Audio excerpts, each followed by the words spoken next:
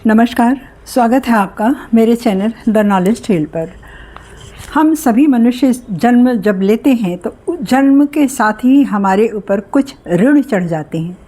ये हमारा प्राचीन ज्ञान बताता है। हमारे ऋषि मुनियों ने कहा, ये हमारे ग्रंथों में वर्णन है और ये सत्य भी लगता है कि हाँ, जब हम जन्म लेते हैं तो हमारे ऊपर कुछ कर्ज होते हैं। पहला कर्ज तो होता है उस देव ऋण होता है, देवताओं का ऋण होता है, दूसरा ऋषि ऋण होता है और तीसरा होता है माता पिता का ऋण।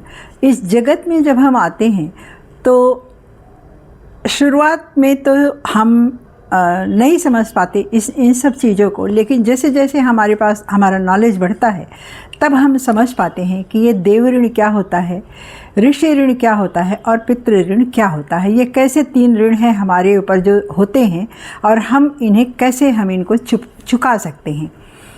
तो ये देखिए, ये हमारे प्राचीन ऋषियों ने इसको बताया है, ये उनका दिया हुआ ज्ञान है, लेकिन आज की दुनिया में ये बहुत सार्थक है। अगर हम सब मनुष्य समझते हैं इन तीनों ऋणों को तो हमारा जीवन सफल तो होगा ही, सुखी भी हो सकता है, होता है। हमारा जीवन हो सकता है कि बात नहीं, सुखी होता है। ये तीन ऋण अगर आज के हमारे युवा अगर अपने अंदर मन में बिठाते हैं तो वो सक्सेस भी होते हैं और उनका भी जीवन सुखी रहता है, परिवार भी सुखी रहता है। तो आज का ये वीडियो अगर आपने अपने जीवन में इसको उतारा तो निश्चित रूप से लाइफ बदल जाती है और सुख और शांति मिलती है। तो हम जानते हैं हमारे ग्रंथों में इन तीनों ऋणों का वर्णन बड़े विस्तार से किया गया है। तो और ये हमारे ग्रंथ हमें बताते हैं कि इन तीनों ऋणों को हम कैसे चुका सकते हैं। तो पहला ऋण होता है देव ऋण। हम जानते हैं इसको देव ऋण। आइए जानते हैं देव ऋण क्या होता है। इस पृथ्वी पर जब हम जन्म लेते हैं तो हमें सूर्य के प्रकाश मिलता है, वायु मिलती है, जल है, अग्नि है, जिनसे हमारा जीवन चलता है। और इन चारों पांचों चीज़ों को इंसान नहीं बना सकता, इसे ईश्वर ने बनाया है, इसे प्रकृति ने बनाया है। इसलिए इनका उपभोग हम भरपूर करते हैं और इसमें हम कुछ देते भी नहीं हैं। तो इसलिए इसे देव ऋण कहा गया है, क्योंकि इसे हमें देवताओं ने दिया है। हम इसको कैसे चुका सकते हैं इस ऋण को, ये जानते हैं। सूर्य देव सभी जानते हैं कि सूर्य देव अगर ना उगे तो हमारी लाइफ ही नहीं रहेगी, तब धरती पर जीवन ही नहीं रहेगा, ना जीव जंतु रहेंगे, ना पेड़ पौधे रहेंगे, कुछ भी नहीं रहेगा धरती पर। तो सूर्य तो साक्षात देव हैं और जीता हुआ जागृत देव हैं, जिनको हमें प्रतिष्ठित भी नहीं करना है और वे हमें दर्शन देते हैं, नित्य दर्शन देते हैं। और इनसे ही हमारे प्राणों में ऊर्जा भी आती है, जीवन में जगत में ऊर्जा आती है। तो इनका ऋण हम कैसे चुका सकते हैं? प्रातः हम इनको एक किसी पात्र में एक लोटा ले लीजिए, एक लोटा जल, और इनके नाम को जब से हम इनका ऋण हम चुकाते हैं। इसके सूर्य को अर्घ देने के कई लाभ हैं, उसकी चर्चा फिर कभी, या कोई जिज्ञासु अगर कमेंट में पूछेगा तो मैं ज़रूर बताऊंगी इसको।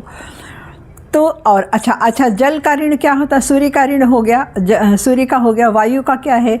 वायु ना हो तो हम सांस कैसे ले सकते हैं? अगर शुद्ध वायु रहती है तभी हमारी बॉडी में ऑक्सीजन हमें मिलती है और हमारी ऊर्जा बढ़ती है।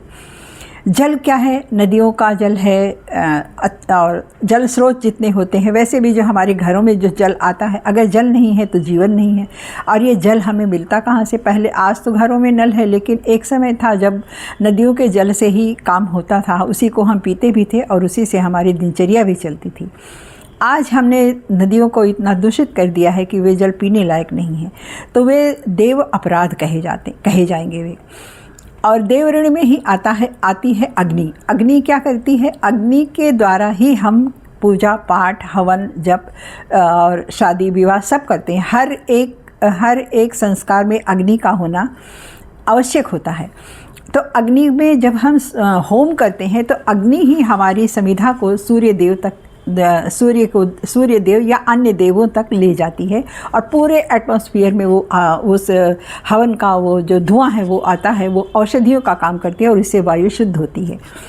तो ये इनके प्रति अगर हम सावधान रहते हैं तो ये हमारा देव ऋण चुकता होता है। दूसरा होता है ऋषि ऋण। ऋषि ऋण क्या होता है? हमारे संत गुरु और हमारे टीचर जो हैं वो होते हैं ऋषि होते हैं। ऋषियों ने ही हमारे तमाम ग्रंथों की रचना की है, उनको पढ़ करके हम ऋषि ऋण उतार सकते हैं। शिक्षकों का सम्मान करके हम ऋषि ऋण उतार सकते हैं और शिक्षकों से शिक्षा ग्रहण करके और उसको समाज में फैलाकर भी हम ऋषि ऋण को उतारते हैं।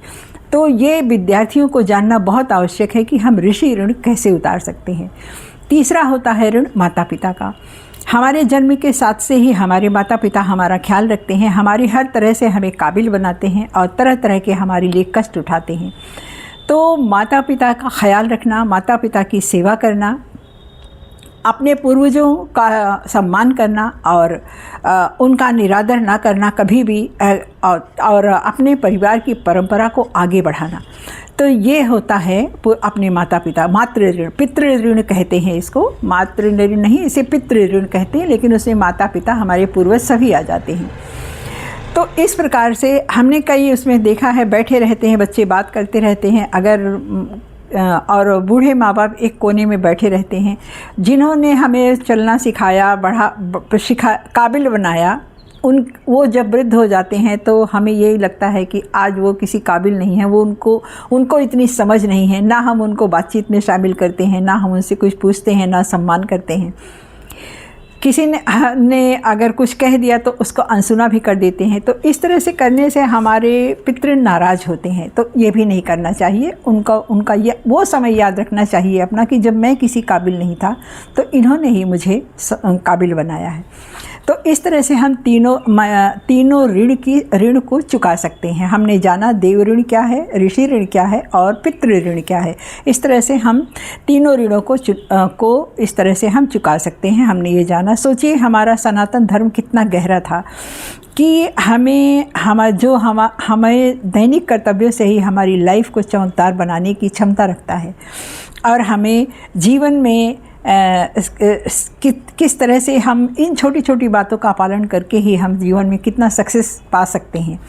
तो इस तरह से हम अपनी पढ़ाई को सीरियस बना करके भी अपना तमाम कई ऋण हम इससे चुकता कर सकते हैं। और इन तीनों ऋणों का अगर हम ध्यान रखें और इसको ध्यान में रखें और इसको करें तो निश्चित रूप से सक्सेस हमारे पास होती है और हमारा जीवन भी सुखी रहता है। धन्यवाद। लाइक कीजिएगा, सब्सक्राइब कीजिएगा। यहाँ तक सुनने के लिए आप सबों का धन्यवाद।